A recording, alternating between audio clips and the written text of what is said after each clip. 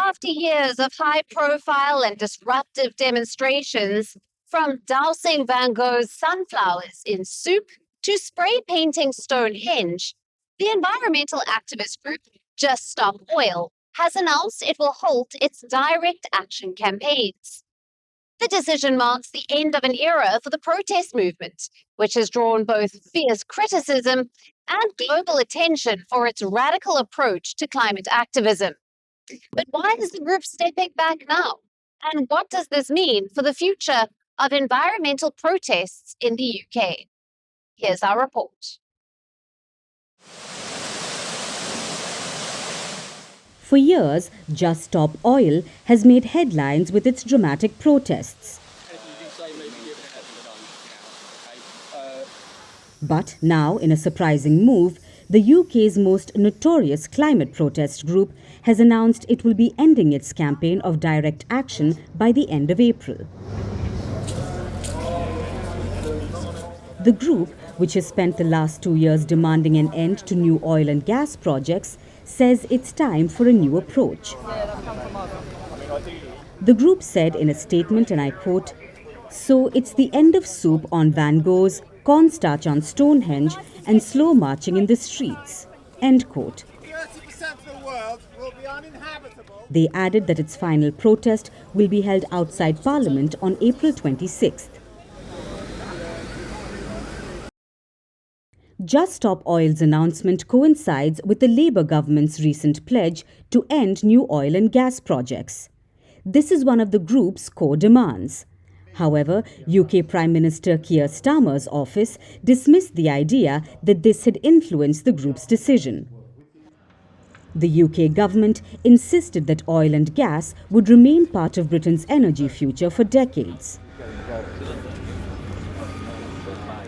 Beyond political shifts, Just Stop Oil has faced growing legal pressure. Many of its activists have been sentenced to lengthy jail terms for their actions. Successive governments have toughened laws against disruptive protests. Public sentiment has also turned increasingly hostile.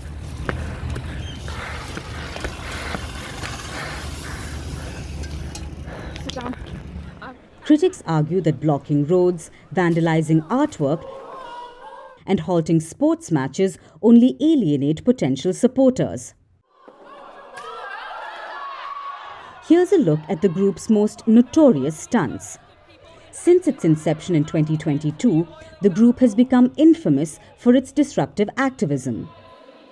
One of its most iconic protests came in October 2022, when 2 activists threw tomato soup at Vincent van Gogh's sunflowers. The act caused an estimated damage of over $12,000. Is worth more, art or life? Is it worth... Art institutions have been frequent targets. Activists once glued themselves to John Constable's The Hay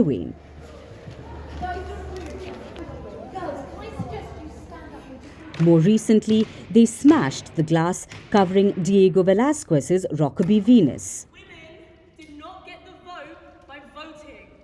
It is time for deeds and not words. It is time to just stop oil. Outside the art world, the group expanded its demonstration to corporate targets. Protesters poured orange-powdered paint over a robot at a Tesla showroom in what they called a stand against billionaires like Elon Musk. They accused them of jeopardizing climate science. Even historical landmarks were not spared. Stonehenge, one of the UK's most treasured ancient sites, was sprayed with orange paint, prompting swift arrests.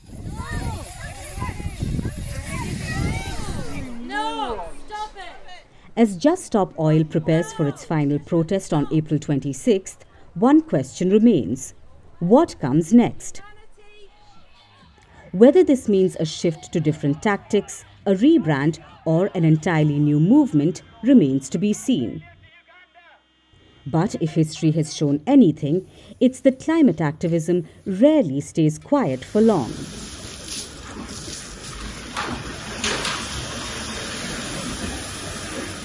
Greeting you with aloha and namaste. No, I love India. Presence, occupation of a territory by another country pertains to India, what we saw in Kashmir.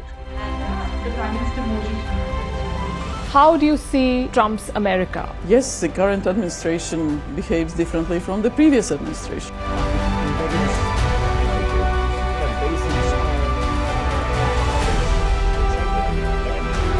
Are you saying that there are foreign powers who are trying to bring down the current government in Syria? Exactly. Bluntly, Iran, maybe Russia too.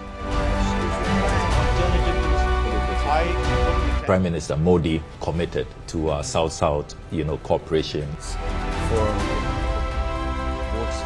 Not over 50%. Is Ukraine prepared to pay the price for that peace? No compromises at the cost of territorial integrity and sovereignty.